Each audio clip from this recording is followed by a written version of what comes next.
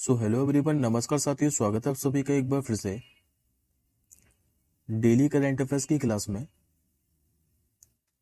और आज है दोस्तों आप लोगों की 17 फरवरी।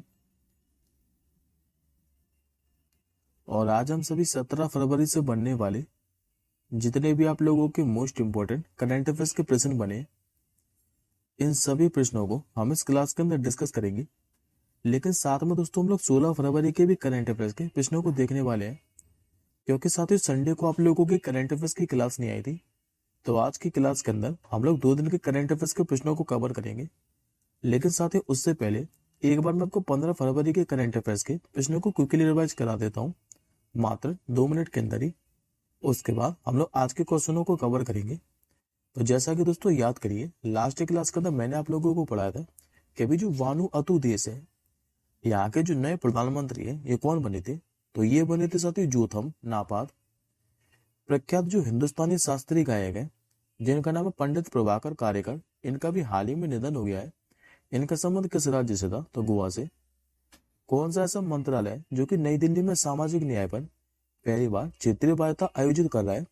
इस मंत्रालय का नाम है श्रम एवं रोजगार मंत्रालय। आईपीएल 2025 के लिए जो रॉयल चैलेंजर बेंगलोर है, इसके नए कप्तान कौन बने? तो ये बने रजत पाटीदार। केंद्रीय पंचायती राज मंत्री ने भी विकास सूचकांक रिपोर्ट 2024 जारी की थी, जिसमें से कौन सा ऐसा राज्य जो कि पहले स्थान पर था? तो कर्नाटक। जियो सिनेमा और जो डिज्नी प्लस हॉटस्टार है, इसका भी मर्जर हो गया है। और मर्जर होकर अब इसका जो नया नाम है ये क्या दिया है? तो जियो हॉटस्टार। अजमेर में स्थित अभी 113 साल पुराने जो किंग एडवर्ड मेमोरियल है, इसका नाम बदल दिया है। और नाम बदलकर अब क्या कर दिया है? तो महर्षि दयानंद विश्रांति गृह। और याद करिए दोस्तों, इससे पहले ही मैंने आपको बताया था कि अभी अजमेर के अंदर ही जो फॉय सागर झील है, इसका भी नाम बदल दिया था। और नाम बदलकर क्या कर दिया था? तो ये वरुण सागर कर दिया था। 38वें राष्ट्रीय खेल 2025 में पदक तालिका में अभी कौन टॉप पर था? तो सर्विसेज। फरवरी 2025 में भी किस भारतीय राज्य में जो राष्ट्रपति शासन है लागू किया गया? तो मणिपुर के अंदर। और लास्ट 10वां क्वेश्चन पाया था कि जो उपराष्ट्रपति हमारे जगदीप धनखड़ साहब, इन्हीं के द्वारा एक पुस्तक लॉन्च की गई थी। इस पुस्तक का नाम आई एम। इस पुस्तक के लेखक कौन थे? तो गोपी चंद पी हिंदुजा इस पुस्तक के लेखक है। आई होप आप लोगों को 15 फरवरी के जितने भी मैंने करंट अफेयर्स के प्रश्न पढ़ाए थे 10 के 10 वे सारे के सारे क्लियर होंगे। अब बढ़ते हम लोग आज के क्वेश्चनों की ओर। तो आज का पहला क्वेश्चन दोस्तों आप लोगों के सामने रहा। और आज का आपका जो पहला क्वेश्चन है ये योजना से संबंधित है। आप लोगों से पूछ रहा है कि अभी नदी कटाव पर अंकुश लगाने के लिए जो नंदी बंधन योजना है ये अभी किसने शुरू की है? तो अभी नदी कटाव पर अंकुश लगाने के लिए जो नंदी बंधन योजना है ये शुरू करने वाला जो राज्य है अभी पश्चिम बंगाल बना है। सही आंसर होगा ऑप्शन नंबर सी। अब इस क्वेश्चन के बारे में आगे समझिए। देखिए साथियों, पश्चिम बंगाल सरकार ने कहा कि गंगा के किनारे कटाव को रोकने और नदी क्षेत्रों के विकास के लिए अभी नंदी बंधन योजना की शुरू की है। और ये जो दोस्तों नंदी बंधन योजना है, इसके लिए कितने करोड़ रुपए बजट आवंटित किया गया? तो याद रखेंगे 200 करोड़ रुपए इस योजना में होगा था। तो इस योजना के तहत कम से कम 10 प्रमुख नदियों के तटबंधों को मजबूत किया जाएगा। बात करते हैं पहले हम लोग पश्चिम बंगाल के बारे में। तो पश्चिम बंगाल की राजधानी आप लोग जानते हैं जो कि कोलकाता। मुख्यमंत्री आपको इमेज में दिखाई दे रही, ये साथी ममता बनर्जी है। राज्यपाल यहाँ के सीवी आनंद बोस। लोकसभा की सीटें पूछ लिया आप लोगों से, तो पश्चिम बंगाल में आपको 42 लोकसभा की सीट मिलेंगी। राज्यसभा की सीटें देखने को मिलेंगी यहाँ पर आपको 16, जबकि विधानसभा की सीटों की बात करें तो 294 है। अब योजना साथियों, योजना से संबंधित क्वेश्चन है। तो याद करिए, अभी मैंने आपको रिसेंटली 3 प्रमुख योजनाएं बताई थी। एक तो दोस्तों आपको उड़ीसा से पढ़ाई थी कि जो शहीद माधो सिंह हाथ खर्चा योजना है, यह भी उड़ीसा सरकार ने शुरू की थी। तेलंगाना से मैंने आपको इंदिरा आत्मीय भरोसा योजना पढ़ाई थी। और छत्तीसगढ़ से मैंने आपको पढ़ाई थी दीनदयाल उपाध्याय भूमिहीन किसानी मजदूर कल्याण योजना। ये किस राज्य सरकार ने शुरू की थी? तो छत्तीसगढ़ सरकार ने। अब बढ़ते हम लोग आज के दूसरे प्रश्न की ओर। आज का दोस्तों आपको जो दूसरा प्रश्न है ये स्पोर्ट्स से संबंधित है। और यहाँ से दोस्तों आपको दूसरे क्वेश्चन से लगातार 3 क्वेश्चन बताऊंगा स्पोर्ट्स से संबंधित। और तीनों के तीनों दोस्तों महत्वपूर्ण है। जिसमें से पहला क्वेश्चन स्पोर्ट्स से संबंधित आप लोगों से पूछ रहा है कि भाई 2024 में पुरुषों के इंडोर 3000 मीटर दौड़ में जो भारत के गुलबीर सिंह है, इन्होंने अभी कौन सा मेडल जीता है? तो अभी 2024 में पुरुषों की इंडोर 3000 मीटर दौड़ में बात के जो गुलबीर सिंह है, इन्होंने दोस्तों रजत पदक जीता है। करेक्ट आंसर होगा आपको ऑप्शन नंबर बी। अब इस क्वेश्चन के बारे में भी दोस्तों आगे समझिए। देखिए साथियों, फरवरी 2025 में जो बात के गुलबीर सिंह है, इन्होंने भी बोस्टन में हुए ब्यू डेविड हैमरी वैलेंटाइन जो इनविटेशन टूर्नामेंट है, इसमें पुरुषों की 3000 मीटर इंडोर दौड़ में इन्होंने राष्ट्रीय रिकॉर्ड तोड़ दिया है। और अब इनका साथ जो नया रिकॉर्ड है, ये कितने मिनट का है? तो 7 मिनट 38.26 सेकंड का। और यदि दोस्तों आप लोगों से पूछे कि इन्होंने किसका रिकॉर्ड तोड़ा है, तो इन्होंने सुरेंद्र सिंह का रिकॉर्ड तोड़ा है, जो कि 2008 में बनाया था इन्होंने, 16 साल पहले। और इनका साथ जो रिकॉर्ड है, ये कितने मिनट का था? तो 7 मिनट 49.47 सेकंड का। और अब नया रिकॉर्ड किसके नाम हो चुका है? तो नया रिकॉर्ड नाम हो चुका है गुरबीर सिंह के नाम। तो याद रखिएगा क्वेश्चन। अब आज का आप लोग तीसरा प्रश्न देखिए। आज का तीसरा क्वेश्चन आप लोगों से पूछ रहा है कि अभी किस देश के जेकब जो किपलोमा है, इन्होंने भी बार्सिलोना में हाफ मैराथन में 57 मिनट से कम समय में दौड़ पूरी करने वाले ये पहले एथलीट बन गए।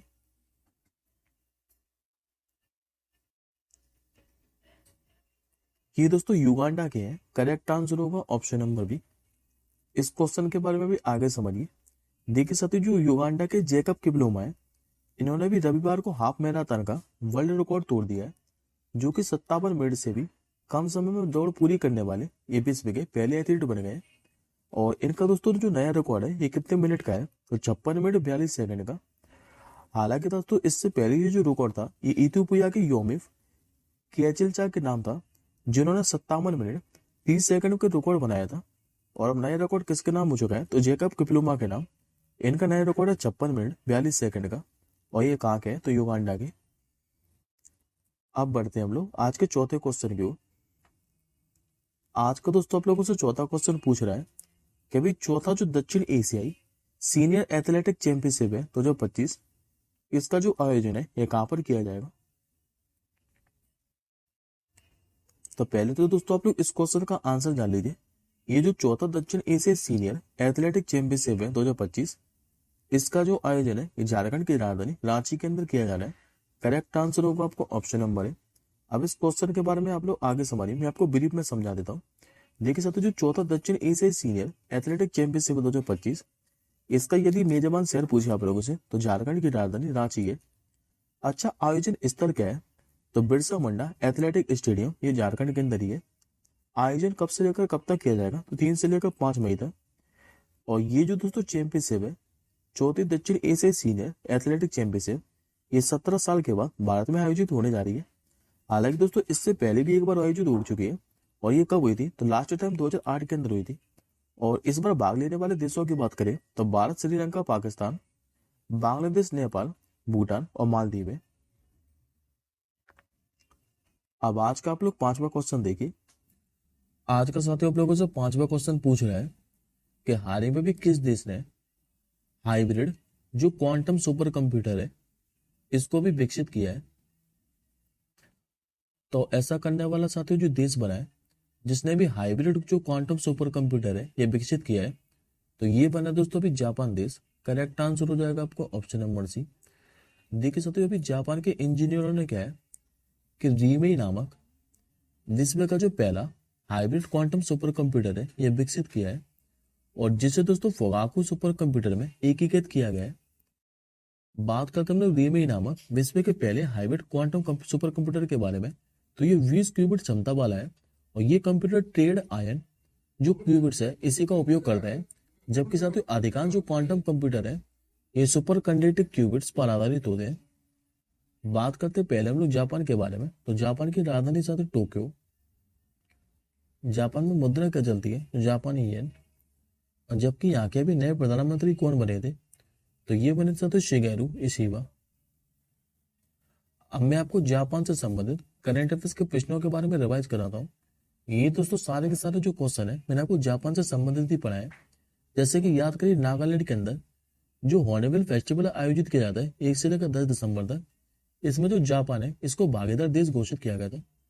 अभी बात हो जापान ने पहले जो ग्रीन अमोनिया निर्यात है इसके लिए समझौते ज्ञापन पर हस्ताक्षर किए थे। हमारे जो विदेश मंत्री हैं एस जयशंकर साहब, इन्होंने भी जापान की राजधानी टोक्यो में महात्मा गांधी जी की एक प्रतिमा का अनावरण किया था। इसके अलावा मैंने बताया था कि जापान जो है यह भी उन्नत होलोग्राफिक वाले नए बैंकों नोट जारी किए थे इसने, और दुनिया का पहला जो 6G डिवाइस है एक इसने लॉन्च किया था तो जापान ने। अब बढ़ते हैं हम लोग आज के छठवें क्वेश्चन की ओर। आज का दोस्तों आप लोगों से छठवां क्वेश्चन पूछ रहा है कि अभी किस देश के टेनिस खिलाड़ी जिनका नाम है यानिक सिनर, इन पर भी डोपिंग मामले में 3 महीने का प्रतिबंध लगा दिया है। तो ये जो दोस्तों यानिक सिनर, इनके बारे में याद करिए, मैंने आपको कई बार बताया, ये इटली के हैं और ये भी डोपिंग मामले में क्या है कि पॉजिटिव पाए गए, इस कारण इन पर 3 महीने का प्रतिबंध लगा दिया है। करेक्ट आंसर हो जाएगा आपको ऑप्शन नंबर सी। अच्छे साथी, इन्होंने किस पदार्थ का यूज किया था? तो इन्होंने एनाबॉलिक एजेंट जो क्लोस्टेबॉल है, इसी के लिए ये पॉजिटिव पाए गए, जिस कारण इन पर 3 महीने का प्रतिबंध लगा दिया है। हालांकि साथियों अगला जो ग्रैंड स्लैम होने वाला है फ्रेंच ओपन, ये मई महीने के अंदर होने वाला है 25 मई से, इसमें ये खेल सकेंगे। बात करते हैं हम लोग ऑस्ट्रेलियन ओपन के बारे में, क्योंकि दोस्तों इन्होंने इस साल का ऑस्ट्रेलियन ओपन का खिताब जीता है। अभी ऑस्ट्रेलियन ओपन 2025 है, इसमें पुरुष सिंगल का जो खिताब है ये इटली के यानिक सिनर ने जीता है और लगातार दूसरी बार ये खिताब जीता है। इससे पहले भी साथियों इन्होंने 2024 के अंदर ऑस्ट्रेलियन ओपन का खिताब जीता था, और साथ में यूएस ओपन का भी खिताब इन्होंने ही जीता था 2024 वाला। और ऑस्ट्रेलियन ओपन 2025 में पुरुष सिंगल का खिताब जीतने के लिए इन्होंने किनको हराया? तो जर्मनी के अलेक्जेंडर जेवरेव को। साथ में ये और याद रखिएगा कि अमेरिका की जो मेडिसन कीज है, इन्होंने भी ऑस्ट्रेलियन ओपन 2025 में महिला सिंगल का खिताब जीता था बेलारूस की आरेना सबलेंका को हराकर। अब बढ़ते हम लोग आज के 7वें क्वेश्चन की ओर। आज का दोस्तों आप लोगों से 7वां क्वेश्चन पूछ रहा है कि अभी किस देश के शोधकर्ताओं ने ऑटिज्म से संबंधित जो मस्तिष्क गतिविधि है इनकी खोज की है? तो ये दोस्तों इजराइल के शोधकर्ताओं ने की है। करेक्ट आंसर हो जाएगा ऑप्शन नंबर सी। देखिए साथियों, जो ऑटिज्म स्पेक्ट्रम डिसऑर्डर है इसके बारे में समझ लेते हैं। ये एक न्यूरोलॉजी और विकासात्मक विकार है, और इजराइल के शोधकर्ताओं ने क्या साथियों कि मस्तिष्क में उन तंत्रों की खोज की है जो कि दूसरों की भावनात्मक स्थितियों को पहचानने में मदद करते हैं। और ये जो रिसर्च है ये हाइफा विश्वविद्यालय इजराइल में की गई है। बात करते हैं हम लोग इजराइल के बारे में, तो इजराइल की राजधानी यरूशलेम, इजराइल में मुद्रा की चलती है तो इजरायली न्यू शकील। राष्ट्रपति यहाँ के ईसाक हर्जोग है।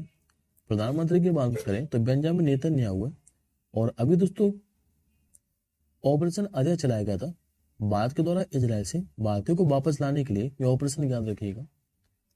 आज का साथियों आप लोगों से 8वां क्वेश्चन पूछ रहा है कि अभी जुलाई 2025 में जो ब्रिक्स शिखर सम्मेलन है इसकी मेजबानी कौन सा देश करने जा रहा है? तो देखिए साथियों, ब्रिक्स शिखर सम्मेलन के बारे में मैं आपको कई बार बता चुका हूं कि 2025 में इसकी जो मेजबानी है ये ब्राजील करने वाला है। करेक्ट आंसर होगा आपको ऑप्शन नंबर डी। अब इस क्वेश्चन के बारे में भी आगे समझिए। देखिए साथियों, ब्रिक्स 6 और 7 जुलाई 2025 को अपना 17वां जो शिखर सम्मेलन है ब्राजील के रियो डी जेनेरियो शहर में आयोजित करेगा। और 2025 के लिए ब्रिक्स के जो शिखर सम्मेलन है इसकी थीम क्या रहने वाली है? तो समावेशी और सतत ग्लोबल साउथ। इंग्लिश में बात करें तो इंक्लूजिबल एंड सस्टेनेबल ग्लोबल साउथ 2025 के लिए ब्रिक्स शिखर सम्मेलन की थीम है।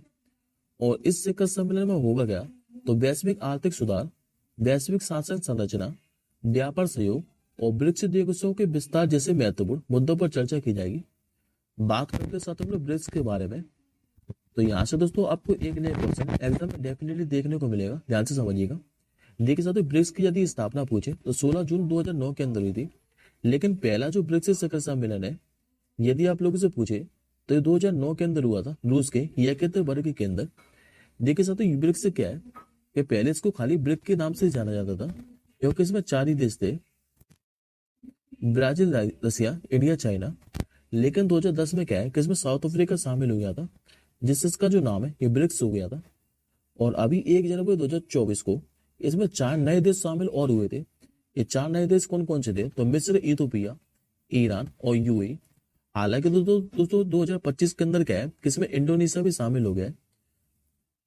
और अब ब्रिक्स में जो सदस्य देशों की संख्या है ये कितनी हो गई है, तो 10। और याद करिए मैंने आपको नाइजीरिया के बारे में भी बताया था, कि नाइजीरिया भी 9वां ब्रिक्स का भागीदार देश बन गया है। अब बढ़ते हम लोग आज के 9वें क्वेश्चन को। आज का दोस्तों आपको जो 9वां क्वेश्चन है ये अपॉइंटमेंट से संबंधित है। आप लोगों से पूछ रहा है कि जो तुलसी गबार्ड है इनको आधिकारिक तौर पर किस देश में राष्ट्रीय खुफिया निदेशक नियुक्त किया है। तो देखिए दोस्तों, बनलाइनरी क्वेश्चन है, खाली आप लोगों से इतना ही पूछेगा। जो तुलसी गबार्ड है इनको भी आधिकारिक तौर पर जो अमेरिका देश है इसमें राष्ट्रीय खुफिया निदेशक नियुक्त कर दिया है। करेक्ट आंसर हो जाएगा आपका ऑप्शन नंबर ए। एक बार इमेज में देखिए तुलसी गबार्ड को, ये नहीं आपके सामने इमेज में तुलसी गबार्ड जो कि भी अमेरिका में राष्ट्रीय खुफिया निदेशक बन गई है। अब एक बार दोस्तों आप लोग एडिशनल इन्फॉर्मेशन में देखिए, ये सारे के सारे जो अपॉइंटमेंट है ये काफी ज्यादा महत्वपूर्ण है। हो सकता है दोस्तों यहाँ से आपको एग्जाम में क्वेश्चन देखने को मिल जाए। जैसे कि याद करिए यूनाइटेड नेशन ऑर्गेनाइजेशन में भारत के जो स्थायी राजदूत है ये भी कौन बने थे, तो पी हरीश। यूनिसेफ की नई प्रमुख कौन बनी थी, तो Catherine Russell. Financial action task force के अध्यक्ष बताए थे मैंने आपको, ये एलिसा डे एंद्रा माद्रो जो बने थे। यूरोपीय परिषद के नए अध्यक्ष कौन बने थे, तो एंटोनियो कोस्टा। इंटरनेशनल जो क्रिकेट काउंसिल है यानी कि आईसीसी, इसके अध्यक्ष का पदभार अभी अमित शाह के बेटे जय शाह ने संभाला था 1 दिसंबर को। आईएमएफ की जो मैनेजिंग डायरेक्टर है ये भी फिर से कौन बनी थी, तो ये बनी थी क्रिस्टीना जॉर्जीवा। डब्ल्यूटीओ में भारत के स्थायी राजदूत कौन है, तो सेंथिल पांडेयन। गूगल इंडिया के भी नई कंट्री मैनेजर कौन बनी थी, तो प्रीति लोबाना। संयुक्त राष्ट्र जो आंतरिक न्याय परिषद है इसके अध्यक्ष कौन बने थे, तो मदन लोकुर। और अभी इंडियन ओशियन जो रिम एसोसिएशन है यानी कि हिंद महासागर रिम एसोसिएशन, इसके नए महासचिव कौन बने थे, तो संजीव रंजन। अब बढ़ते हम लोग आज के 10वें।